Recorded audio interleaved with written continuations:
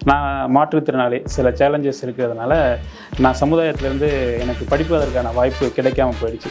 சவால்கள், பல எதிர்ப்புகள், பல மிரட்டல்கள் எல்லாத்தையும் சந்தித்து தான் 6 கோடி ரூபாய்க்கு மேலே விலை பேச முடியும், விற்க முடியும் அப்படிங்கிறது. நான் இந்த உலகத்தினுடைய உச்சபட்ச அதிகாரம் பெற்ற நபராக இருந்தால் கூட அவர்கள் கூட இந்த சட்டத்திற்கு சற்று பயப்பட வேண்டிய சூழ்நிலை இருக்கிறது. ஐரன் லேடியாக கருதப்பட்ட இந்திரா காந்தி உச்சநீதிமன்றத்துக்கு முன்பாக மன்னிப்பு கேட்ட வரலாறு இருக்கிறது. சட்டத்தில் இருக்கிற ஓட்டைகளை மக்கள் எப்படி பயன்படுத்துகிறாங்கன்றதற்கு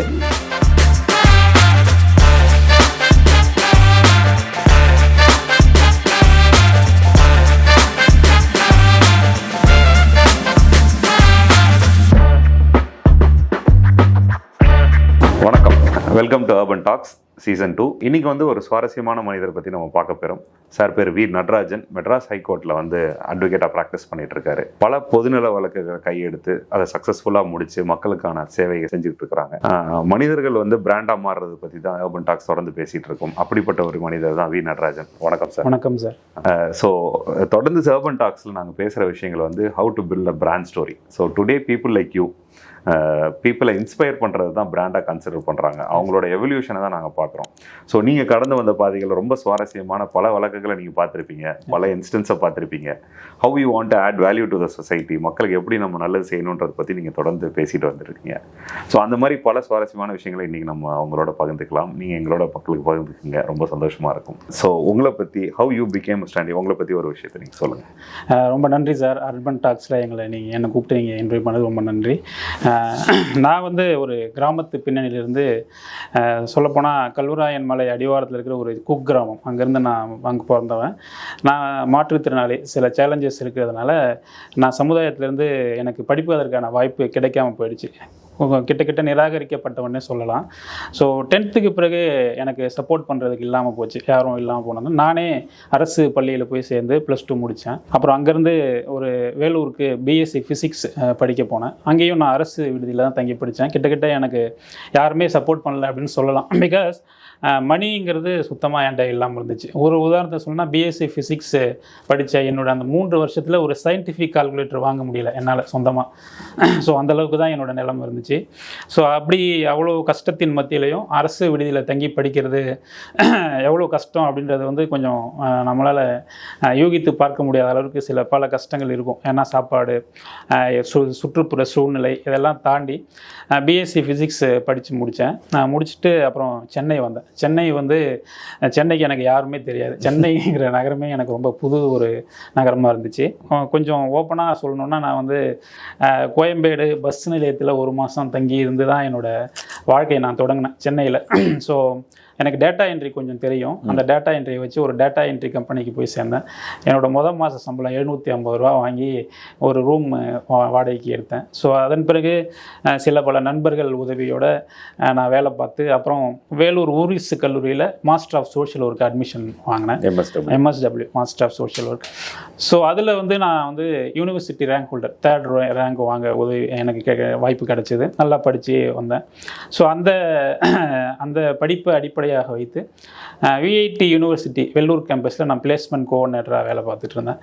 ஸோ அதில் பார்த்திங்கன்னா பல சாதனைகள் செய்வதற்கு எனக்கு ஒரு வாய்ப்பாக அமைஞ்சது. பல 1000 மாணவர்களை வேலைவாய்ப்பு வாங்கி தருவதற்கு உலகமெங்கும் இருக்கிற பல்வேறு நிறுவனங்களில் வேலை வாங்குறதுக்கு நானும் ஒரு சப்போர்ட்டாக அந்த டீமில் இருந்து வேலை பார்த்தேன்.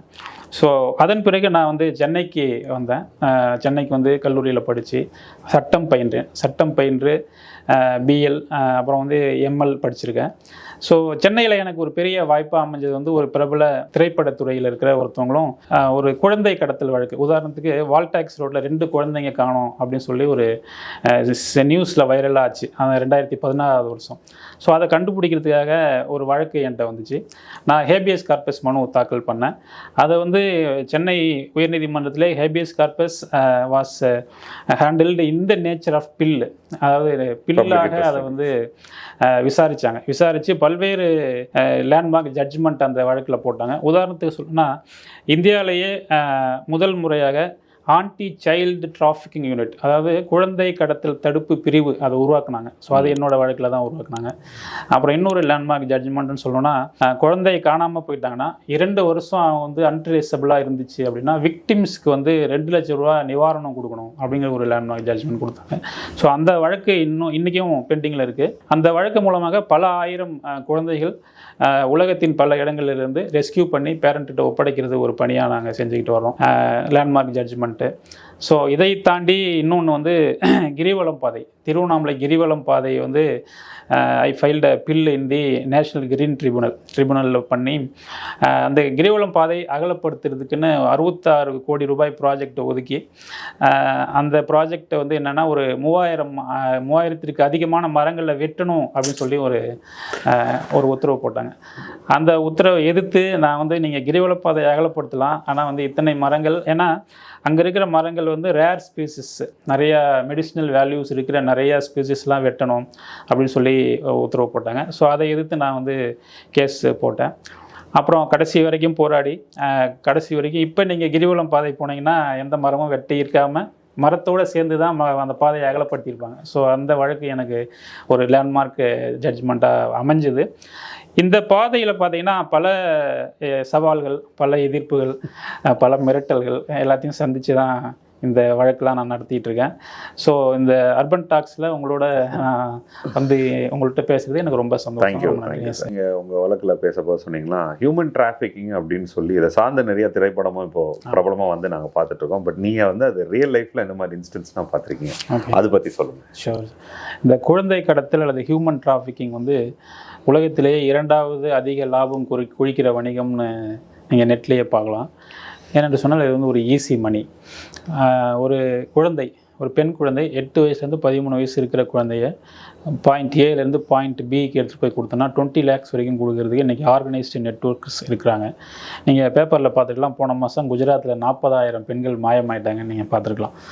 அந்த மனித வணிகம் விஷயங்களுக்காக பொதுவாக பண்ணுறாங்க. எதுக்குன்னா, ஒன்று வந்து செக்ஷுவல் எக்ஸ்ப்ளாய்டேஷன், 2 வந்து லேபர் எக்ஸ்ப்ளாய்டேஷன், 3வது ரிமூவல் ஆஃப் ஆர்கன்ஸ். ஒரு ஆரோக்கியமான நபர் தன்னுடைய 6 கோடி ரூபாய்க்கு மேலே விலை பேச முடியும், விற்க முடியும் அப்படிங்கிறது. நான் சமீபமாக ஒரு கேஸ் பண்ணேன். ஒரு நபர் அந்த கிட்னி தேவைப்படுது, 10 லட்ச ரூபாய்க்கு விலை பேசுகிறாங்க. விலை பேசிட்டு இந்தியாவில் வந்து இந்த டிரான்ஸ்பிளான்ட் பண்ணுறது வந்து லீகலி கொஞ்சம் கஷ்டமாக இருக்கிறதுனால ஸ்ரீலங்காவுக்கு கூட்டிகிட்டு போகிறாங்க. கூப்பிட்டு போய் கிட்னியை மட்டும் ஒதுக்கிடுறாங்க. பேசினபடி 2 லட்ச ரூபா அவங்கள அடித்து விரட்டிட்டாங்க. இது வந்து ஒரு சின்ன டிப் ஆஃப் அன் ஐஸ்பர்க் அப்படின்னு சொல்லலாம்.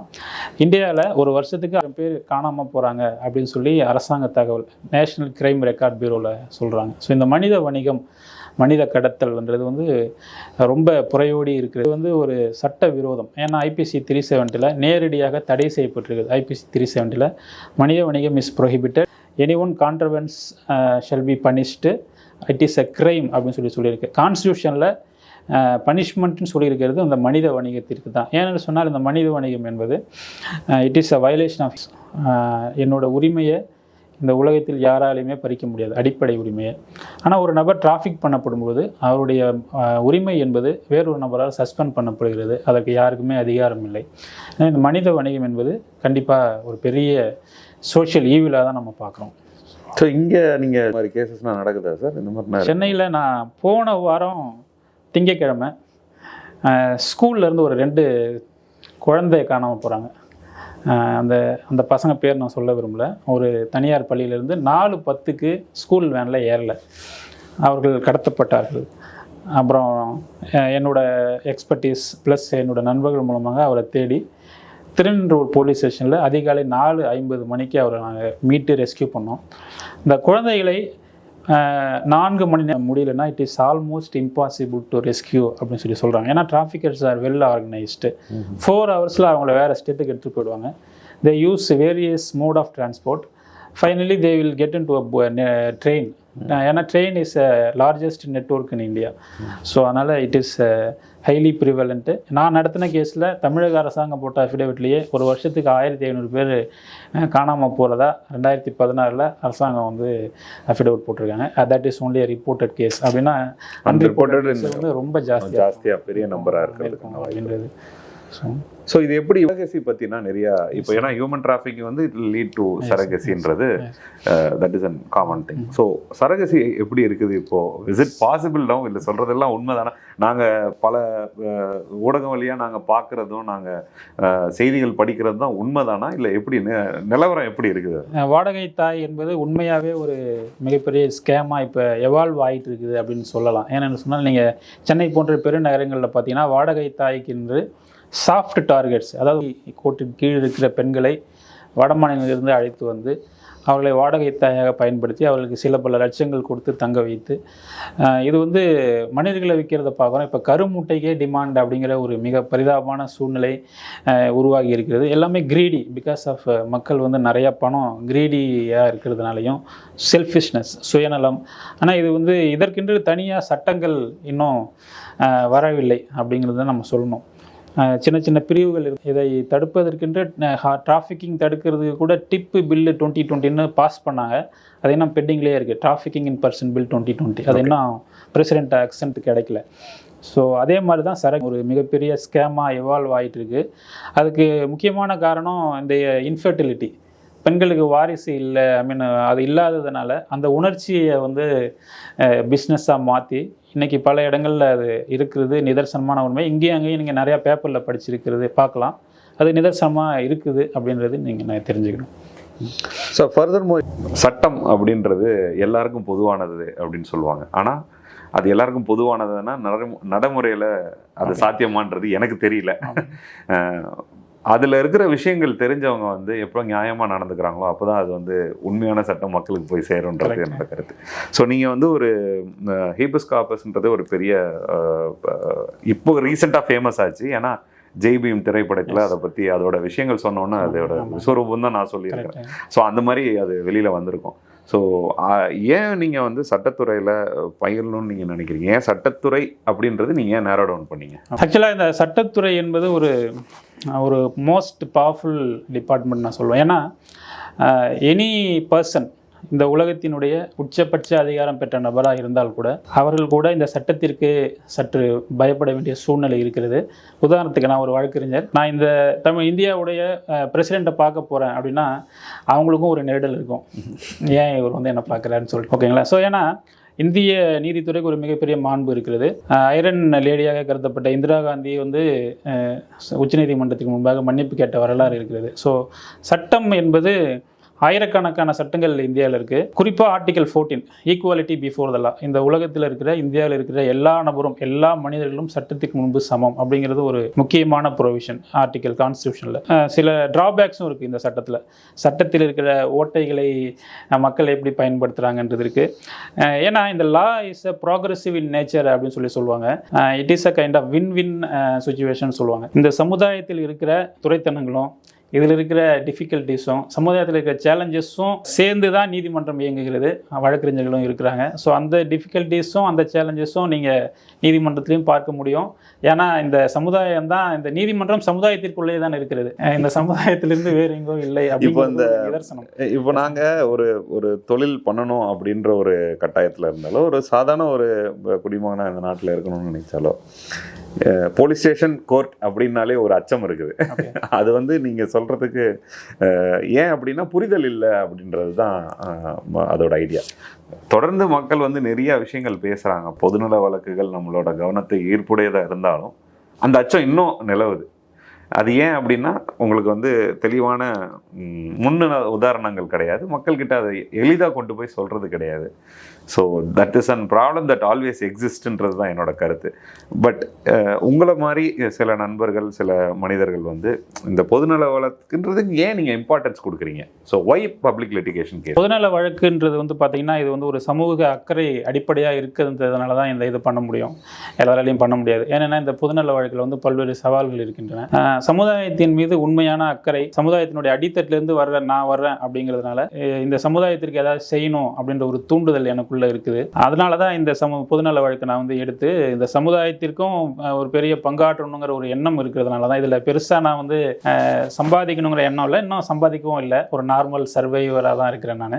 சமுதாயத்தின் மேலே ஒரு பெரிய அக்கறை இருக்கணும், சமுதாயத்தை குறித்த புரிதல் இருக்கணும். சும்மா வாழ்ந்தோம், நானும் ஒரு சராசரி மனிதனாக வாழ்ந்துட்டு மறையிறதுல எனக்கு விருப்பம் இல்லை. இந்த உலகத்தில் வாழும்போது ஏதாவது ஒரு மாற்றம் உண்டாகும். நான் மட்டும் இல்லைன்னா என்ன ஒரு பெரிய மாற்றம் நிகழ்ந்துடும் அப்படின்னு சொல்லி நான் நினைக்காம என்னாலையும் ஒரு மிகப்பெரிய மாற்றத்தை நான் உருவாக்க முடியும். ஏனென்று சொன்னால் சாதனையாளர்கள் எல்லாமே ஒரு பெரிய தரிசனத்தோடையும் ஒரு சாமானியர்களாக இருந்து தான் சாதனையாளர் மாறி இருக்கிறாங்க. ஏன்னா அவங்க contribution only made a difference. So அந்த ஒரு இதில் லா இஸ் அ பவர்ஃபுல் டூல் அப்படிங்கிறதுனால நான் அதை யூஸ் பண்ணி சமுதாயத்திற்கு இன்னும் நான் செஞ்சது ரொம்ப கம்மி, இன்னும் நிறையா செய்யணும்னு நினைக்கிறேன். ஸோ அதனால தான் இந்த பாதை, வேறு வழியே இல்லை, அதை தான் நம்ம ஃபாலோ பண்ணுங்கிறது ஒரு சூழ்நிலை இருக்கிறது.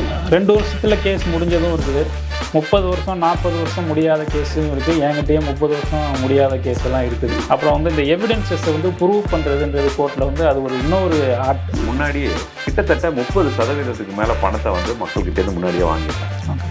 ஸோ அதுதான் இப்போ இருக்கிற நிலவர. ஒருவேளை ஃபோர்ஜரி மூலமாக அந்த இடத்த வந்து டாக்குமெண்ட் பண்ணுறதுக்கான வாய்ப்பு இருக்குது. அதெல்லாம் நம்மளே வந்து அதை பார்த்து அதை வந்து வாங்கணும். கேல்குலேஷன் தப்பாக போட்டுருந்தாங்க. என்ன பண்ணோம்னா இம்மீடியட்டாக அதை நம்ம ரெக்டிஃபை பண்ணுறதுக்கு மனு கொடுக்கணும்.